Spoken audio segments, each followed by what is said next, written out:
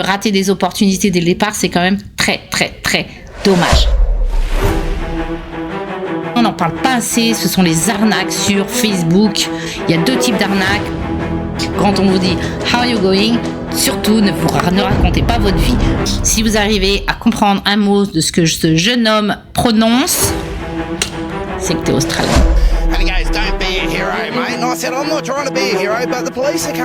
Il faut savoir qu'une amende pour le téléphone portable, c'est $1000. Et je vous garantis que ça vous impacte énormément. Bonjour à tous, bienvenue ici. On va parler des 10 pièges à éviter quand on arrive en PVT en Australie avec un visa vacances-travail. Alors, détrompez-vous, on va parler des vrais pièges, ceux dont on ne parle pas assez souvent. Pas de blabla inutile, seulement des informations super essentielles et parfois surprenantes. D'ailleurs, restez jusqu'à la fin. Je pense que le point numéro 8 devrait vous surprendre. Allez, c'est parti, on embarque pour une aventure sans faux pas en Australie.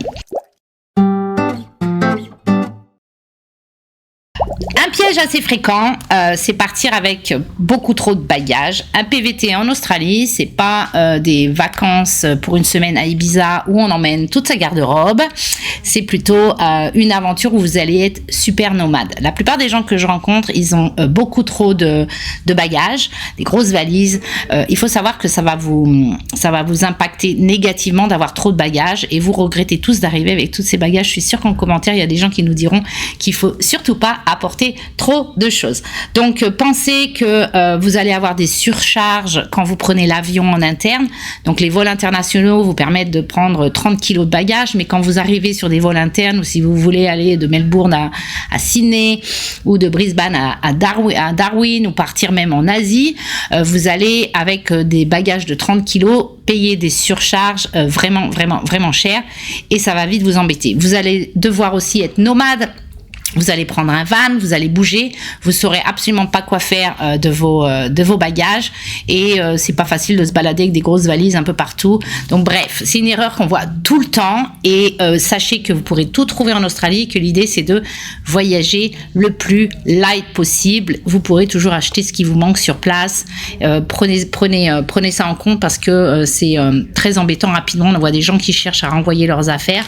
Petite side story comme ça pour vous parler un peu ici à My Little France, on a des bureaux et on vous permet de laisser vos bagages si vous avez besoin. Je vous montre un petit peu à quoi ça ressemble ici, tous nos bagages qu'on garde pour vous. On utilise Luggage Hero qui est une appli qui permet de garder, de récupérer des bagages quand on veut. Donc ça c'est juste pour au cas où si vous êtes embêté. L'idée ici c'est justement d'éviter ce piège et de ne pas arriver avec tant de bagages à votre arrivée. Donc maintenant, on va un petit peu casser les mythes sur le climat en Australie. C'est l'erreur, la deuxième erreur la plus courante. Vous arrivez aux mauvaises saisons, au mauvais endroit, parce que vous êtes un petit peu confus sur le climat en Australie. Donc c'est vrai, l'Australie c'est connu pour son grand soleil, c'est connu pour être un pays chaud. On a tous cette image de l'Australie étant un pays chaud, mais quand vous allez planifier votre voyage, il va falloir prendre en compte le climat et l'endroit où vous arrivez. Donc premièrement, ne vous attendez pas à ce que l'Australie soit un pays chaud partout, c'est pas le cas. C'est un continent gigantesque, l'Australie, avec des climats très différents. Donc par exemple dans le sud, les hivers, il peut faire très froid. Oui, très froid. Dans le sud, on a de la neige. Vous êtes sûrement souvent surpris de trouver de la neige en Australie. C'est pourtant le cas. Les hivers, ils peuvent être donc frais dans le sud, mais ils sont dans le nord, c'est tropical. Donc, il va faire chaud et très beau. C'est plutôt le genre de choses que vous aimez. Mais attention, vous pouvez tout à fait rencontrer des petits kangourous comme ici, sous la neige. C'est plutôt une image sympa à voir. Parlons des saisons dans le nord. Donc, dans le nord de l'Australie, c'est plutôt la saison des pluies. Donc, contrairement aux images de grandes plages ensoleillées, pendant la saison des pluies, les orages sont fréquents et il peut pleuvoir vraiment, vraiment, vraiment beaucoup. Il y a souvent des inondations. C'est une saison des pluies, une mousson un petit peu. Donc c'est assez classique et c'est une période à forte humidité. Donc il fait très chaud, très humide. Il pleut beaucoup. C'est pas toujours simple de voyager dans ces conditions-là ou de travailler en ferme dans ces conditions-là. Donc attention à l'été dans le nord. Souvent vous avez tendance à vouloir aller dans le nord parce que l'été il va faire chaud, mais en fait il pleut beaucoup. Donc si vous prévoyez de visiter le nord, prévoyez ou de faire un road trip ou prévoyez un voyage, pensez à programmer votre séjour en dehors des périodes de la saison des pluies dans le nord, vous risquez d'avoir des surprises. Enfin, erreur assez courante sur les dates d'arrivée, c'est d'arriver pendant les périodes de Noël, juste avant Noël ou juste après Noël. Je vous explique pourquoi. À partir de décembre, en Australie, c'est les grandes vacances scolaires, donc un petit peu juillet-août en France, qui durent décembre et janvier, et c'est les vacances de Noël en même temps, ce qui fait que les business sont déjà, beaucoup de business ferment pendant les fêtes, les gens sont en vacances, donc l'activité s'arrête à peu près vers le mi-décembre et va reprendre plutôt vers la fin janvier, et donc le boulot sera accessible que début février. Donc c'est pas une période facile pour arriver, les prix sont relativement chers, les gens sont pas là, l'activité est plus calme, donc c'est important pour vous de choisir plutôt un moment après les fêtes ou bien avant les fêtes, parce que vous allez avoir des surprises qui sont pas forcément agréables à votre arrivée. Fumer en Australie. Donc la cigarette, les vapes, etc. sont pas très bien vus en Australie, et on a plein d'endroits où on peut pas fumer. Donc les Français, vous êtes souvent pas habitués, et parfois, grosse surprise, vous prenez une amende parce que vous êtes en train de fumer dans la rue. Oui, je dis bien, fumer dans la rue, vous pouvez prendre une amende.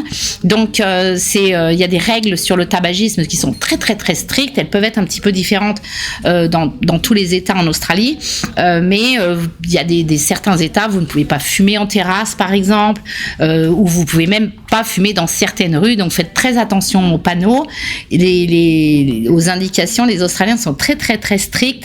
Sachez que en général, une amende pour avoir fumé au mauvais endroit, c'est dans les $300.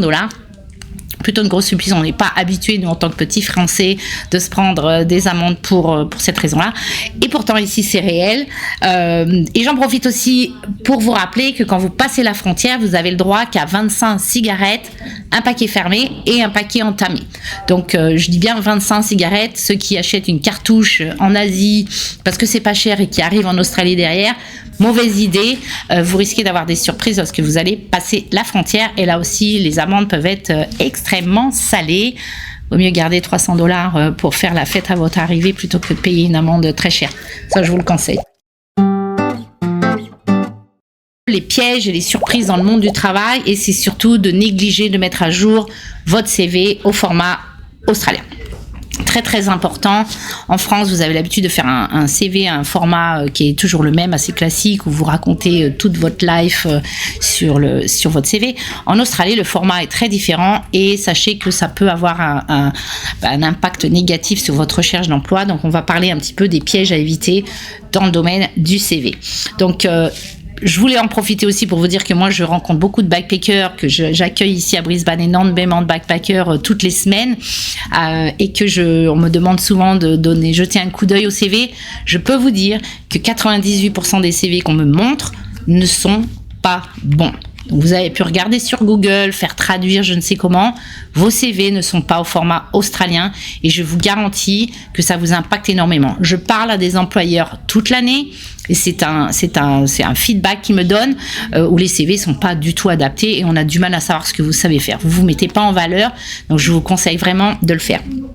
Donc le CV, il a des particularités très distinctes en termes de format, de style.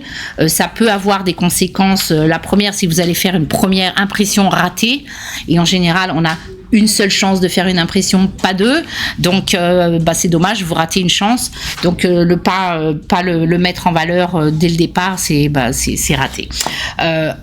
Attention, beaucoup d'agences, on est dans un pays qui est jeune et qui adore les technologies, beaucoup d'agences utilisent des filtrages automatiques. Donc quand ils reçoivent beaucoup de CV, ils ont des systèmes automatiques qui vont filtrer les CV pour en retirer que ce qu'ils cherchent. Et malheureusement là aussi, si votre CV passe pas le filtrage, vous perdez une opportunité d'emploi. C'est dommage, c'est du temps perdu, c'est de l'énergie perdue et parfois c'est aussi le moral qui tombe un petit peu. Donc je vous encourage vraiment à le faire. Vous pouvez aussi rater des opportunités tout simplement. Rater les opportunités au début, c'est important pour vous. Vous avez envie d'arriver serein, trouver un job rapidement et pouvoir vivre l'aventure dont vous avez rêvé. Donc rater des opportunités dès le départ, c'est quand même très très très dommage. Et forcément, ça va vous donner des délais bien plus prolongés pour votre recherche d'emploi. Vous allez devoir continuer à chercher, ça va être plus long, ça va être plus pénible et ça peut avoir un impact vachement important sur ta confiance. Parce que si on trouve pas de job rapidement, 1 semaine, 2 semaines, 3 semaines, la confiance en soi, elle commence à tomber et là, ça peut être dur. Donc, pour éviter toutes ces conséquences, franchement, il est essentiel pour vous d'avoir un CV super adapté au marché. Soyez vraiment vigilants. Il faut que ça soit clair, concis et que ça mette en avant vos compétences. Moi, j'en profite pour vous parler de mon expérience ici. Je vois des gens avec des super compétences, avec des CV qui pourraient être canons et qui malheureusement sont au mauvais format. Il suffit qu'on les refasse au bon format et là tout de suite les portes s'ouvrent.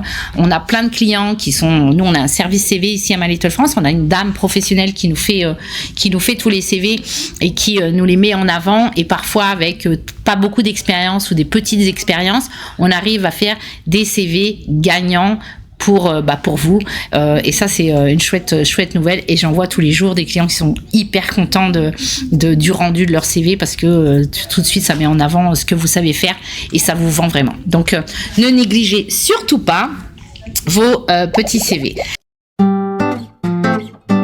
Le piège numéro 5 maintenant, c'est tout ce qui concerne la conduite en Australie. Donc c'est un grand sujet, la conduite. Il y a des défis, des pièges à éviter. Donc surtout, ne restez ici si vous comptez acheter un véhicule, louer un véhicule ou en tout cas conduire en Australie. Il faut être bien familier avec les règles et les conditions locales. Donc voici quelques erreurs des erreurs potentiel et assez courant dans les démarches à suivre, les amendes liées à la conduite en Australie. Donc, tout ce qui est démarche, sachez que le permis international ou la traduction de votre permis est essentiel pour conduire, pour louer un véhicule. Certains États demandent uniquement une traduction NATI et les autres États acceptent aussi le permis international. Donc, je sais que vous êtes nombreux à galérer un petit peu avec les permis internationaux. Les délais en France sont très très longs. Certains d'entre vous mettez plus de 6 mois à les récupérer. Donc sachez que il vous suffit de faire traduire votre permis français sur une traduction qu'on appelle une traduction NATI. Donc ce sont des traducteurs agréés en Australie pour faire ces traductions. Et vous pourrez conduire en toute sérénité, louer des véhicules ou acheter des véhicules en toute sérénité avec ces documents-là. Vous pouvez aller sur notre site. Les traductions, on a des traducteurs qui sont là pour vous aider si vous avez besoin. Donc ça c'est pour les papiers, donc les permis. Parlons ensuite des assurances et des registrations. Donc c'est très important de vérifier à ce que vos véhicules, enfin en tout cas si vous achetez, vos véhicules sont bien enregistrés. Pensez à prendre des assurances. Les assurances en Australie c'est vraiment pas cher pour le prix d'un paquet de clopes par mois ou 2. Vous avez de quoi vous payer une assurance tout risque et c'est hyper important. Les coûts sont très chers. Vous n'avez pas envie d'avoir une aventure gâchée parce que vous avez voulu économiser $50. Donc je vous conseille vraiment d'avoir vos enregistrements et de prendre des assurances. Sachez que c'est pareil, un véhicule qui n'est pas enregistré, ce sont des amendes énormes qui vous attendent. Et quand je dis énorme, c'est plus de $1000. Donc $1000 sur un budget quand on vient d'arriver, ça fait très mal. Attention, certains États, vous avez besoin d'avoir une adresse pour enregistrer vos véhicules, notamment dans le Western Australia. Vous avez besoin d'une adresse sûre, une adresse où vous allez pouvoir réceptionner les courriers, parce que le Western Australia, quand vous allez l'enregistrer, la voiture, vous allez recevoir par courrier des taxes à payer et parfois on vous demandera des informations supplémentaires. Donc surtout, ne négligez pas d'avoir une adresse postale quand vous arrivez, surtout si vous achetez un véhicule, c'est vraiment primordial. Donc, troisième point sur les véhicules et les dangers autour des véhicules sont les amendes. Alors les excès de vitesse, ils varient varie selon les États, mais les prix sont très élevés. Attention, il y a des caméras partout en Australie. Je ne sais pas si vous, je vais vous mettre une petite vidéo ici. Il y a des caméras absolument partout sur les feux rouges. Il y a des caméras qui calculent la distance, la vitesse. Il y a des caméras qui détectent les ceintures. Il y a des caméras qui détectent les téléphones portables. Bref. Là encore, nous sommes un pays très très jeune, donc très technologique, et donc on se fait vite attraper, ou pour la vitesse ou pour le téléphone. Il y a aussi des zones pour les écoles, par exemple, quand ce sont les heures des sorties des écoles, il y a des zones, les limitations de vitesse changent. Donc ça, c'est aussi un endroit assez facile pour se faire attraper. Il y a souvent des contrôles. Donc faites très attention. Parlons du téléphone portable. Alors le téléphone portable en Australie, en conduisant, c'est absolument interdit. Même le toucher, l'avoir sur sa ceinture, l'avoir sur sa cuisse. Je crois qu'on a tous fait ça. C'est une très mauvaise idée ici. Il faut savoir qu'une amende pour le téléphone portable, c'est $1000. Donc, vous n'avez pas le choix. Vous avez des caméras qui détectent tout. $1000. Vous pouvez vous payer des petites vacances bien sympas avec $1000. Donc, faites attention aux amendes. Je peux vous montrer ici comment on s'occupe des courriers de plein de jeunes ici qui ont des véhicules. Je vais vous montrer quelques amendes reçues. Il y en a qui font très très peur, mais c'est la réalité des amendes qu'on reçoit. Et ça, c'est qu'aujourd'hui. Donc voilà pour les amendes. Parlons de tous les dangers et l'univers fascinant de la faune en Australie. Les dangers, se faire piquer par une araignée mortelle. Je sais que beaucoup d'entre vous, ou un serpent terrible et venimeux. Je sais que la plupart d'entre vous, vous avez très peur de toutes ces bestioles-là. Alors profitez-en pour parler des pièges et des dangers dans le domaine de la faune. Alors on va commencer par les stars mignonnes de l'Australie. Quand même, c'est les plus mignonnes. Je montre celle-là, c'est un petit kangourou à North Stradbroke Island, à côté de Brisbane, trop mignon. Kangourous, les koalas, tellement adorables. Vous pouvez les voir dans la nature. Ce sont des super animaux à les voir. Franchement, on adore. Probablement ma photo préférée de notre tour à Stradbroke Island. Il y a des rencontres un peu inattendues. On peut voir un petit wombat, un échidné ou même quelques coquas ici et là. Allez voir ces petites bestioles. Ils sont inattendus, plutôt rares et super mignonne. D'ailleurs, à ce niveau-là, je te montre ce que j'ai trouvé dans ma cuisine il n'y a pas longtemps. C'est un petit possum qui est rentré dans ma cuisine. Je croyais que c'était mon chat et en fait non, il était en train de visiter ma maison.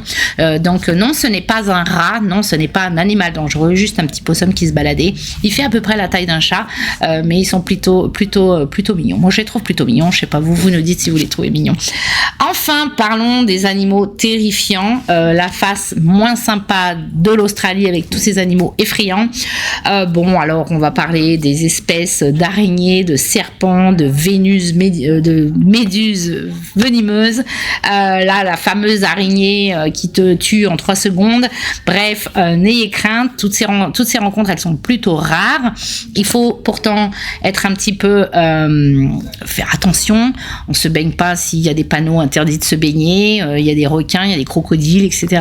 Donc faites attention à votre environnement. Les requins, c'est réel. Les crocodiles, c'est réel. Donc, c'est plutôt sympa de venir en Australie, mais c'est plutôt sympa si vous réussissez à en repartir vivant et en pleine forme. Donc, faites attention. Je pense que celui-là, il est très commun, on n'en parle pas assez. Ce sont les arnaques sur Facebook ou Gumtree, enfin tous ces sites. Énormément d'arnaques, c'est très classique. J'en vois toujours. Il y a 2 types d'arnaques. Les arnaques au faux logement et les arnaques à l'emploi. Alors attention, on va vous présenter un logement avec des photos magnifiques, un prix pas très cher. On vous demande de payer une caution, vous l'avez pas visité, c'est tout à distance parce que le mec il est pas là, il est parti en voyage, mais c'est disponible tout de suite. En général, attention, vous payez des cautions et là, vous êtes ghosté comme on dit, on n'entend plus parler de la personne, vous n'avez pas de contact, c'est un profil Facebook inconnu, donc une arnaque assez classique. Donc surtout, faites attention à toutes ces annonces trop alléchantes, pas chères en général. Si c'est trop beau pour être vrai, c'est que c'est pas vrai. Donc j'ai vu beaucoup de gens se faire arnaquer arnaquer comme ça. Donc surtout, vous allez toujours visiter en visu les logements, vous allez toujours rencontrer la personne. Ça donne déjà beaucoup plus de sécurité, mais payer comme ça 300, 400, 600 $ de caution, j'ai vu beaucoup trop d'arnaques pour que vous preniez le risque. Donc profitez de cette expérience pour pas faire ces erreurs vous-même. Ça gâche un petit peu le début de l'aventure en Australie, et je pense qu'il faut être vigilant. Je sais que c'est pas toujours facile de trouver un logement, mais prenez le temps, et il vaut mieux s'assurer que tout est ok plutôt que faire une petite bêtise comme ça. Idem pour les jobs, tout ce qu'on vous demande de payer à l'avance, les jobs trop beaux à 300 $ la journée sans compétences disponibles immédiatement, c'est en général très très faux. Ce sont des moyens, alors je sais pas toujours comment on peut vous arnaquer, c'est des moyens de vous piquer votre identité, c'est des moyens de vous piquer de l'argent. Donc surtout, soyez vigilants. Toutes ces offres absolument incroyables sont surtout des pièges. Ne soyez pas naïfs. Si c'est trop beau pour être vrai, comme je vous le dis, c'est que c'est probablement pas vrai du tout. C'est peut-être un classique, un basique, mais moi je vois beaucoup trop de gens qui sont arnaqués sur là-dessus. Donc soyez pas naïfs, et au cas où, n'hésitez pas à venir nous voir, à nous demander. On vous donnera notre avis le plus sincère pour éviter ces désagréments inutiles. On va peut-être pas faire des contents sur ce sujet-là. Quand on parle de la vérité derrière le rêve australien, je voudrais un petit peu démystifier les mythes des influenceurs actuels pour vous parler de la réalité du terrain. Donc sur les réseaux sociaux, vous allez entendre des histoires éblouissantes, incroyables, de gens qui ont des succès instantanés, des richesses incroyables, donc ils gagnent beaucoup d'argent. Ils ont trouvé la formule magique pour une vie de rêve en Australie. Mais quelle est la réalité derrière ces récits, en fait, parce que ça vous fait tous rêver. Vous nous en parlez tout le temps. Certains d'entre vous sont même déçus à leur arrivée parce que c'est pas comme ils ont vu sur les vidéos de certains influenceurs. Et c'est dommage. Alors parlons-en. Est-ce que l'Australie, c'est toujours l'Eldorado dont on parle sur ces vidéos virales? Alors, c'est facile de se laisser séduire par ces récits à succès. C'est vrai que ça donne envie. Il y a des histoires. J'ai gagné 100 000 $ en 3 mois ou je ne sais quoi. J'ai travaillé avec mon copain. On a acheté une villa à Bali, etc. Ce sont des vraies histoires. C'est des histoires incroyables. C'est des super success stories. C'est chouette. Par contre, attention, ça vend beaucoup de rêves. Ça crée beaucoup d'attentes irréalistes. C'est mon avis. Ça sera peut-être pas, vous serez peut-être pas d'accord avec vous, mais moi je trouve que ça crée trop d'attentes irréalistes pour les nouveaux arrivants, souvent au détriment d'une expérience réelle. La vérité, c'est que en Australie, oui, il y a beaucoup d'emplois, il y a beaucoup de jobs, il y a beaucoup de solutions, les opportunités sont énormes, les salaires sont élevés, relativement élevés par rapport à ce que vous connaissez en Europe. Trouver un travail, c'est assez facile, mais ne soyez pas naïfs, tout le monde n'encaisse pas 100 000 $ en 3 mois, c'est plutôt rare. Moi, j'ai pas eu la formule magique moi-même, je l'aurais fait. Donc, ne soyez surtout pas naïfs. Et puis, en réalité, est-ce que tu as vraiment besoin de ça? Moi, je dirais que les salaires sont hyper attractifs, c'est chouette, mais déjà, si tu gagnes 29 $, c'est-à-dire à peu près 18 € de l'heure, mais c'est super, c'est chouette, 18 € de l'heure. Et puis finalement, vous entendez tellement des choses sur ces prix incroyables que certains d'entre vous, vous arrivez en pensant que 18 €, c'est pas terrible. Je vous dis, moi, c'est super. Et puis, je pense que la réalité, la plus courante, elle est, vous êtes nombreux à vouloir venir ici, pas pour gagner de l'argent à tout prix. Certains, c'est vos objectifs, c'est très bien, moi je le respecte, mais parlons plutôt de kiffer l'aventure, de kiffer le voyage, de venir pour vous découvrir, de venir pour grandir, de venir pour apprendre l'anglais, de venir pour réfléchir sur votre futur, de venir pour vous laisser emporter par la magie de cette année de PVT. Est-ce que ça, ce ne sont pas plutôt des objectifs super intéressants, des objectifs qui vont vous apporter bien plus dans votre vie que de rêver de gagner des fortunes incroyables en 3 minutes, quoi. Donc l'argent, on en a tous besoin, l'argent, on en a tous envie. Certes, je comprends. Si vous y arrivez, c'est très bien. On est super content pour vous, mais la réalité des gens qui gagnent 100 000 $ en 3 mois, elle est minime. Elle est minime. Pourquoi? Sorti du contexte, on n'a pas tous les mêmes compétences, on n'a pas tous le même niveau d'anglais, on n'est pas arrivé au même moment, on n'a pas la même maturité, on n'a pas la même expérience. bref, on n'a pas le même budget. Il y en a qui peuvent s'acheter une voiture, d'autres qui peuvent pas s'acheter une voiture. N'oubliez pas de regarder le contexte. Il y en a qui sont arrivés pendant le Covid. Le Covid, il manquait de main d'œuvre en Australie, donc c'était très facile. C'est plus le cas aujourd'hui. Donc ne soyez pas naïfs et venez faire votre expérience pour kiffer tout simplement, pour apprendre plein de choses et laisser tomber un petit peu ces rêves inaccessibles et ne soyez pas déçus, surtout quand on vous paye 19 € de l'heure. Donc j'aimerais bien qu'on revienne à quelque chose où vous allez construire votre propre aventure, c'est la vôtre et qu'elle dure 3 mois, qu'elle dure 6 mois, qu'elle dure 3 ans, peu importe, elle va être géniale, vous allez apprendre plein de trucs et votre aventure c'est la vôtre. Je pense que n'oubliez pas que chaque voyageur est différent, chaque voyageur a des kiffs différents et que cette recherche et ces paillettes sur le travail ici, les 100 000 $, ça reste que des paillettes quoi. Soyons réalistes, ça reste que des paillettes. Je dis pas que ça n'existe pas, mais je pense qu'il faut rester ancré dans la réalité, arrêter de se comparer et arrêter de chercher des choses qu'on vous vend comme ça, quoi, tout simplement. Donc, en conclusion, votre expérience en Australie, elle doit pas être mesurée aux standards des contes de fées modernes des réseaux sociaux. Elle devrait plutôt être une aventure complètement authentique, façonnée par votre propre effort, par vos propres rencontres et découvertes, loin des illusions. Ça reste une terre d'opportunités incroyables, des expériences inoubliables. Donc, gardez les pieds sur terre et vous verrez, vous allez embrasser votre propre parcours et ça va être génial, tout simplement. Donc, si tu cherches un petit peu de soutien d'ailleurs à ton arrivée sur les jobs en Australie, si tu as besoin de conseils, rendez-vous sur notre site internet, il faut savoir, ou sur notre Insta aussi, il faut savoir qu'on organise plein d'événements gratuits justement pour vous aider à naviguer vos premiers jours en Australie. Tous les mercredis, on organise une session sur la recherche de job où là on va vous aider à naviguer le monde du travail en Australie en vous donnant plein de conseils. Je crois qu'on apporte beaucoup de valeur, je crois que ça vous rend un grand service, on est super content de pouvoir vous offrir ça à la communauté, donc n'hésitez pas à vous inscrire si vous arrivez à Brisbane, on se fera un plaisir de vous rencontrer et puis de vous aider à naviguer tout ça.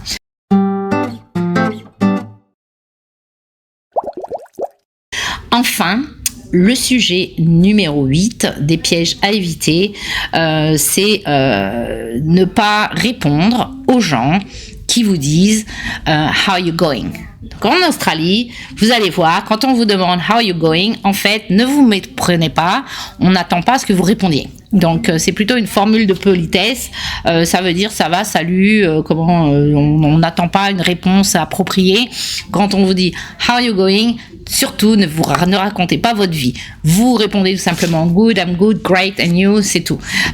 Donc c'est une petite phrase courante en Australie, les gens disent ça, mais surtout, donc on voit beaucoup de gens qui répondent et puis qui racontent un peu leur vie, c'est pas du tout, donc ne racontez pas votre vie quand on vous demande how you going, just say yes. Vous aurez l'air un petit peu plus australien dès le départ. Donc ça, c'est plutôt sympa. D'ailleurs, sur l'accent australien et l'australien, je vous mets une petite vidéo là. Si vous arrivez à comprendre un mot de ce que ce jeune homme prononce, c'est que t'es australien. Franchement, si tu comprends, t'es vraiment bon. Moi, il m'a fallu quelques années pour pouvoir comprendre ce que ce garçon dit. Maintenant, j'y arrive, mais quelques années, elle est plutôt marrante. C'est une vidéo qui était virale parce que le mec, il a un accent et il raconte et sa façon de parler, les mots qu'il utilise sont à mourir de rire. Partir sans assurance santé. Alors, partir, c'est souvent découverte, aventure, mais c'est souvent un aspect essentiel qui est parfois négligé par les PVTistes, c'est de prendre une assurance santé adaptée à votre situation. Donc, il faut savoir qu'en Australie, vous n'êtes pas du tout couvert par l'assurance de santé publique australienne, absolument pas. Quoi qu'il vous arrive, ça vous coûtera très cher. Donc, en cas d'accident, en cas de maladie, vous aurez des frais qui peuvent être exorbitant puisque vous n'avez pas le droit à la sécurité sociale australienne, donc il faut que vous soyez couvert. Là aussi, ça coûte 30, 35, 40 euros par mois pour être couvert à 100% au premier dollar sur les assurances. D'ailleurs, je vous mets ici le lien de notre partenaire qui s'appelle Santexpat, qui est un comparateur d'assurance santé spécial pour les PVTistes. Je vous conseille d'aller jeter un coup d'œil, ils sont super. Mais surtout, prenez une assurance, vous serez couvert à 100%. Je vais vous donner quelques idées des coûts de consultation. Donc un médecin sans assurance, ça va vous coûter au moins 100 $ pour voir un généraliste. Un traitement aux urgences ou des frais d'hospitalisation, ça peut vite monter dans les 20 000 $ si vous avez besoin d'une intervention chirurgicale, même une petite appendicite. Donc ne négligez surtout pas ça. Vous allez beaucoup bouger, vous allez faire des aventures, vous allez être un peu partout, donc on n'est pas à l'abri d'un petit souci. Donc c'est important que vous soyez couverts. Les médicaments aussi peuvent être très chers, donc vous pouvez, je vous conseille de préparer ça avant votre départ. Donc voilà les pièges les plus dangereux pour votre aventure. J'espère que vous aurez aimé cette vidéo. J'espère que vous allez commenter, nous laisser votre avis. Si vous avez d'autres idées de pièges qu'il faudrait éviter, surtout n'hésitez pas à le rajouter ici.